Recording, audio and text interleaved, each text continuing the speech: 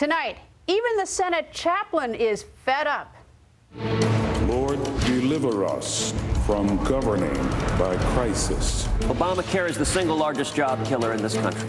The false promises of Obamacare have been shattered by the harsh realities. The House Republicans are so concerned with appeasing the Tea Party that they've threatened a government shutdown or worse unless I gut or repeal the Affordable Care Act. We are at one of the most dangerous points in our history right now. Every bit as dangerous as the breakup of the Union before the Civil War. Senate Democrats are not listening to the millions of Americans who are being hurt by Obamacare. Don't kid yourself and think this isn't a road to socialized medicine if we end up not being able to do something about Obamacare. What we're not for is negotiating with people who have a bomb strapped to their chest. The only phrase that describes it is political terrorism. I hope that Senate Democrats begin listening to young people, that they begin listening to single moms, that they begin listening to immigrants, they begin listening to people who are retired, people with disabilities, that they begin listening to married people, that they begin listening to union workers. To the old, to the sick, to the needy, to every single principle of the United States of America that we stand for, it's off with their heads.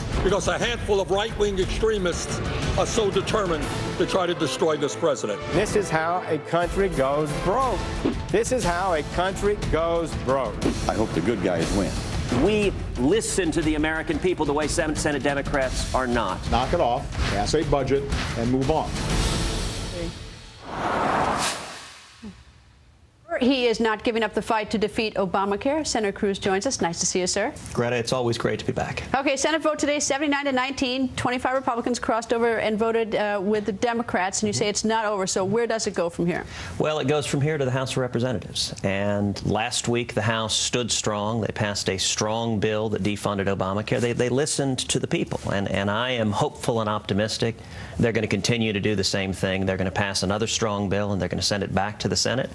And it's going to be back in our lap. And I hope this time, when it comes back to the Senate, that Senate Republicans come together and stand shoulder to shoulder with House Republicans to actually fix this disaster of a law. What makes you think that would happen? Because if it goes back to the, or it's going back to the House, and let's say the House puts back in the defunding of Obamacare, the same bill, and then ships it back across to the Senate, why would you expect the Senate vote to be any different this time around? Well, I don't know if they'll put the same language back in or if they'll do something else. What I think is critical is that they act to stop the harmful consequences that millions of Americans are feeling because of Obamacare. You know, one of the things we really tried to focus on this week is all of the millions of Americans who are struggling to find jobs because of Obamacare, who are facing the threat of being forcibly reduced to part-time work to 29 hours a week because of Obamacare, who are seeing skyrocketing health insurance premiums because of Obamacare, and who are seeing their health care taken away or threatened to be taken away because of Obamacare. And what I think is critical is that the House step up and stop that damage, stand for the American people. And if they do that, I hope the second time around it's an opportunity for Senate Republicans all to come home and for us to stand united. And I hope that's what we do. Well, yeah, I guess I'm a little bit, I don't think that's likely to happen, that the Senate, but I don't know, you know the Senate better than I do, but I don't think the vote is likely to change.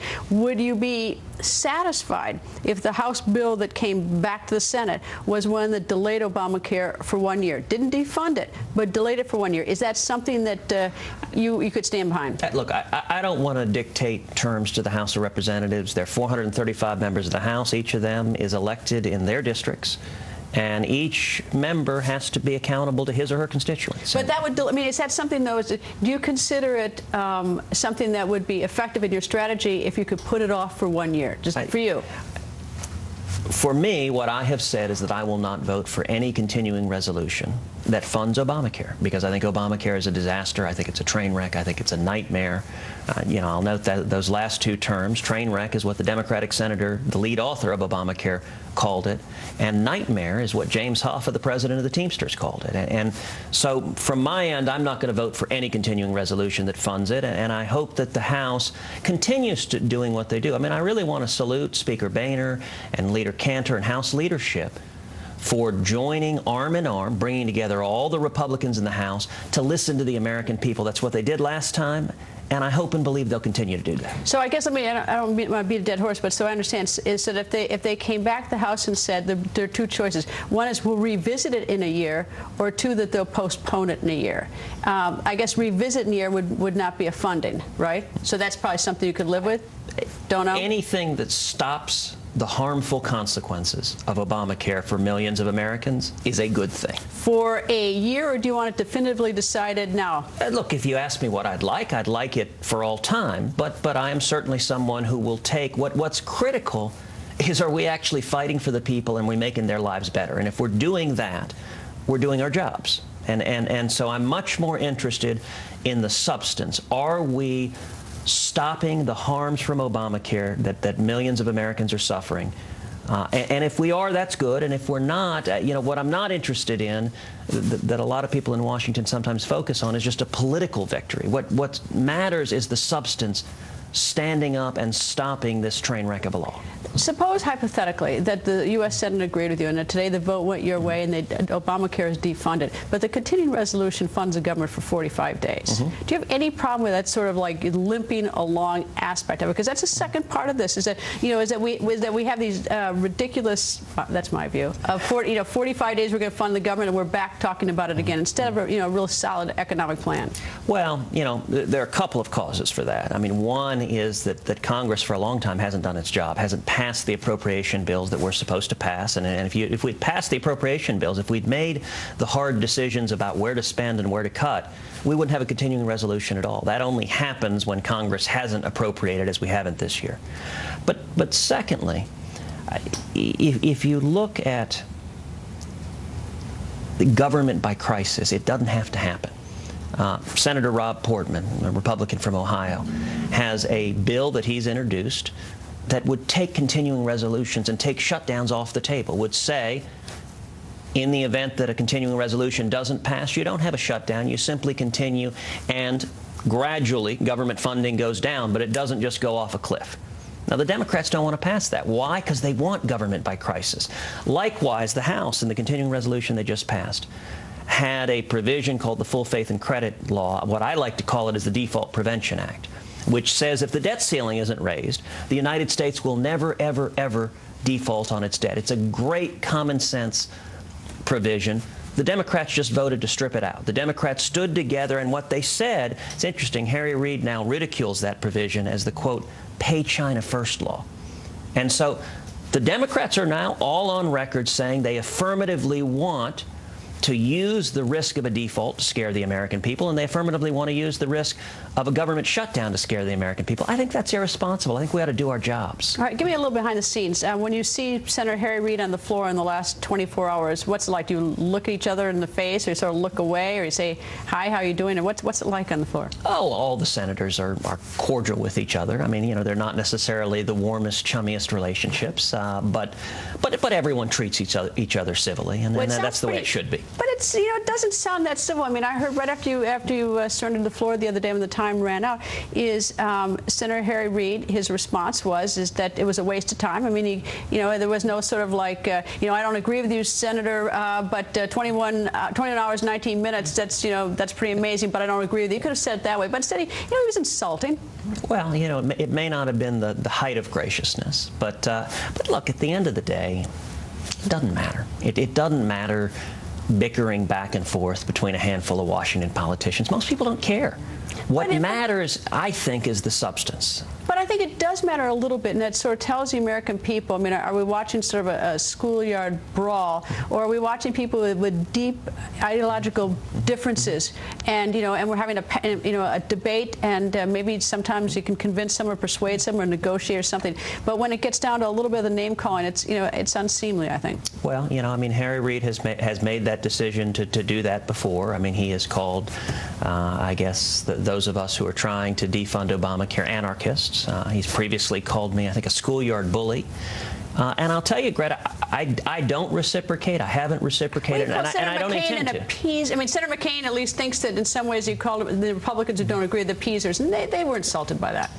Well, the focus that I try to keep throughout the filibuster and throughout this discussion is on the substance of the bill. And the point I made, I mean, look, there was an extended discussion there that when we started defunding, there were voices, there were pundits, there were all those in the Republican parties who went out and said, we can't win, we can't win, we can't win, we can't win. And the more you say that, the more it becomes a self-fulfilling prophecy. It is true. If Republicans turn their guns on ourselves and begin shooting those of us who are trying to stop Obamacare, it makes it much harder to win. And so I went through the centuries of all of the battles in the United States, all of the great challenges we've taken on, whether it was the Revolutionary War, the Civil War, or World War II, or going to the moon, or winning the Cold War, where the voices of conventional wisdom said it can't be done, and American spirit, when we united, said it could be done. How about the phone call that you had with the House Republicans yesterday? What was that like? Oh, we have had ongoing conversations with House members for a long time, and certainly will continue to do so. How many were on the call? I mean, the American people don't know this sort of behind the scenes. I mean, there are 20, 30, 45. I don't want to get into the specifics of internal conversations, but there have been and will continue to be ongoing conversations with individual members who share the objective of stopping Obamacare, and certainly brainstorming, sharing ideas, sharing my views of what I think is going to happen in the Senate, and trying to think through and strategize. Frankly, we ought to be doing a lot more of that. One of the strange things about Washington, one of the things that I think most people would be really surprised about, is how little coordination there usually is between the House and Senate. It's almost like they're two separate nations. And given that we got to both work together to pass something into law, I think there ought to be more conversations like the ones we've been having. In terms of, I've heard you speak before, and Pat Buchanan spoke on our show the other night about this continuing resolution that's being pinged back to the House now. What if it were split into different pieces, funding for different aspects, like funding for the Defense Department, the Pentagon? Right. Is there any impediment to doing that at all? Look, and why would that be a strategy that the Republicans would not embrace? I guess. I mean, why would they not embrace that? Listen, I think that's a terrific idea, and I've been... That wasn't my idea. I think that actually was your idea. Well, but anyway. Okay, no wonder you think it's terrific. So I'll confess that I may be a little bit biased towards it. But listen, everyone's wondering now, are we going to have a government shutdown? And that depends on Harry Reid and President Obama. If they decide they want to force a government shutdown, then we'll have one. I don't think we should. I think we should keep the government running. I think it would be irresponsible for Harry Reid and President Obama to force a shutdown. But if that happens, and we've had many shutdowns in the past, it hasn't been the end of the world. I don't think we should have one now. But if that happens, a very effective tool the House can use, because part of the games that this administration is likely to play in the shutdown is to try to pick the most sympathetic instances and hold them hostage, just kind of like we were talking about with the debt ceiling. They want to threaten a default to scare the American people. And there's no rule that says a continuing resolution has to cover every bit of the federal government. And so in my view, particularly if Harry Reid has forced a shutdown with President Obama, I think it makes a lot of sense for the House to pass a very simple continuing resolution focused first on the military. We'll fund the military, because no matter what happens, we should never threaten to cut off funding for the men and women in the military. Now, look, existing federal law gives President Obama all the authority he needs to fund the military, even if there is a shutdown. But the Democrats are threatening that, and so if they pass a simple CR that funds the military, sends it over to the Senate, I think it'd be very, very difficult for Harry Reid to refuse to fund the military. Just clean. Don't even mention Obamacare. Should we fund the military, yes or no? I'm not sure you're going to get a whole lot of Democrats who want to vote no on that, on a clean vote, and do it one at a time, one after the other after the other. Why wouldn't Speaker Boehner want to use that strategy? What's the argument against it from the Republican standpoint in the House? I don't know.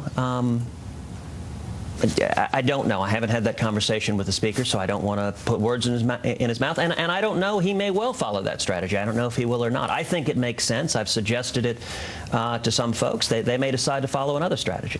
Senator, nice to see you. It's always great to see you, Greta. Thank you.